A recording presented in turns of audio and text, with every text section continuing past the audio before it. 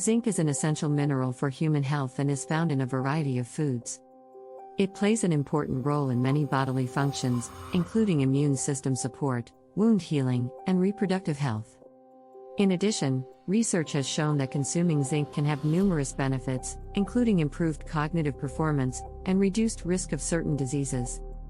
Zinc is also essential for maintaining a healthy immune system, as it helps to regulate and promote the activity of white blood cells that fight off infections. Studies have shown that zinc deficiency can lead to an increased risk of infections, so consuming zinc can help to keep your immune system functioning optimally. Zinc is important for wound healing as it helps to regulate the production of new cells and tissue growth. Studies have shown that zinc can help to accelerate the healing process, as well as reduce inflammation and pain.